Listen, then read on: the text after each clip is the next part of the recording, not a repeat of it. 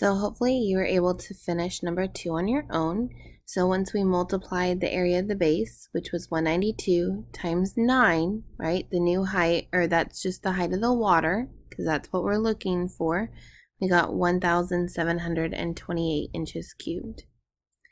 All right, so now I want you to go ahead and work through the problems. I'm going to help you set a few of them up. So number 3 says the dimensions of a triangular prism are shown below in the diagram. So guys, it's telling you here it's a triangular prism. So prism tells us that we're going to use the formula V equals area of the base times height. And triangular, darn it, I don't know why it keeps doing that. Triangular, here we are, says that the area of the base, right? And that won't draw. Hang on. Okay, sorry. So hopefully I fixed it. So like I was saying, prism. Oh, darn it. Okay. So prism means we're going to use the formula volume equals area of the base times height. And then since it says triangular prism, we know that for area of the base, that means our base is a triangle. So we're going to use area equals 1/2 base times height. So just by it telling us it's a triangular prism, we already know all that information. Okay, so it says what is the volume, right, of the triangular prism. So always we want to go ahead and shade in our base. That way we can remember what our base is, what dimensions we're looking at. Okay, now we're going to write our formula off here to the side. So we're dealing with a prism. So volume equals area of the base times height. I'm going to go off to the side and do my area of the base. So since it's a triangle, area is going to equal to 1/2 BH. So, alright,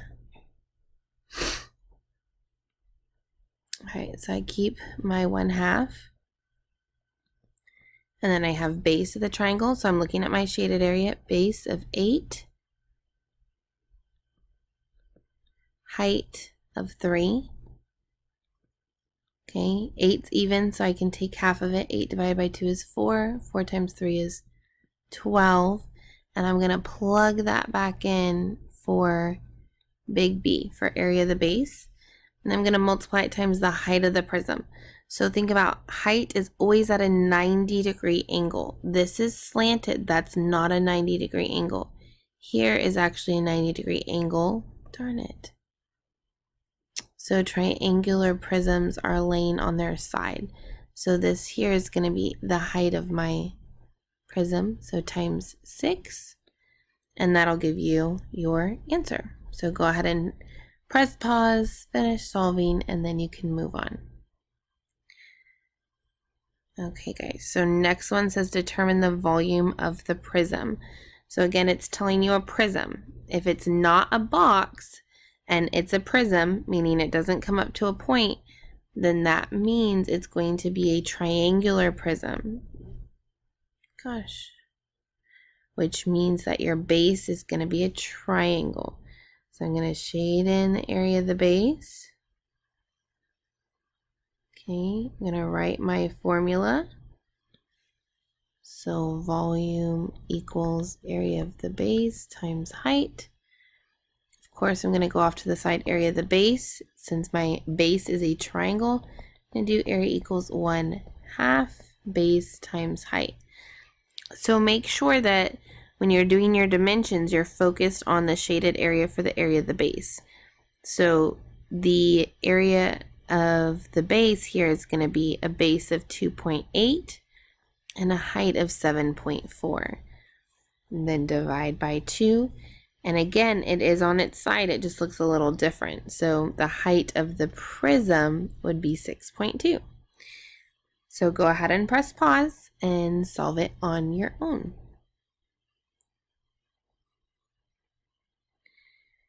Okay, we did number 5 together. All right. Excuse me. Number 6 is very similar to number 2. So it says Bess filled her reptile terrarium halfway full with sand for her pet snake. Determine the volume of the sand. So we only want the sand, and it says it's half full. So the whole height of it is 2 feet, but it's half full. So it's full up to 1 foot. Okay, so that's what we're focused on. We are focused on just the volume of the sand. So we don't care about the area up here. We just care about the sand. So prism or pyramid? Prism, very good. What shape is the base? This time it's actually sitting on its base, right? Because it's 2 triangles. So the shape of my base is going to be this triangle down here at the bottom. You can either color the top triangle or the bottom triangle. So my base is going to be a triangle. Okay, so I have volume of a prism. So volume equals area of the base times height. Off to the side, I'm going to do area of the base. We said it's a triangle, so I'm going to do area equals 1/2 BH, and then we're talking about the height of just the sand. So you're going to use that dimension of 1 instead of 2 because the sand is halfway full.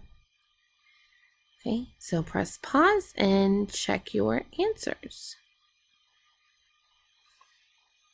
Okay, so last but not least on your practice problems for today, we have the volume of a triangular pyramid. So it's telling here that your base is a triangle and that it's a pyramid. Pretty easy. So off to the side, you're going to go ahead and write the formula for volume of a pyramid. So volume equals 1/3 times the area of the base times height. And since the shape of your base is a triangle, you're going to do area equals 1/2 BH. Plug in your numbers and multiply. Now the only tricky part here is going to be when you're multiplying fractions. So you have 2 options. You can either change your fractions to a decimal. So if it's half, think about what's half of $1. Half of $1 is going to be 50 cents, right? So you could either multiply decimals, or if you're trying to, let's say you're trying to multiply 3.5 times 4. Well, you can't multiply a mixed, darn it.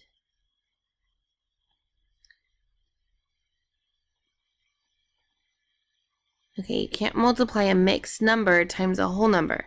So you'd have to change it to an improper fraction. So you do that with Texas. So add and multiply. So 2 times 3 is 6. 6 plus 1 is 7 over 2 times 4.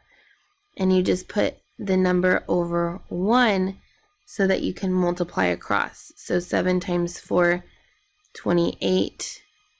2 times 1 is 2. 28 divided by 2 is 14. So either way, it's your choice. If you want to work as a fraction or a decimal, but see here that all of your answers are going to be in fraction form. So I suggest going ahead and working in a fraction to make it a little bit easier.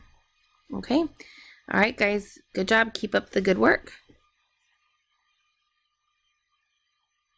And next, once you finish all 7 problems, you're going to do today's assessment questions, or the quiz questions that we have on the board for you to get some extra practice in.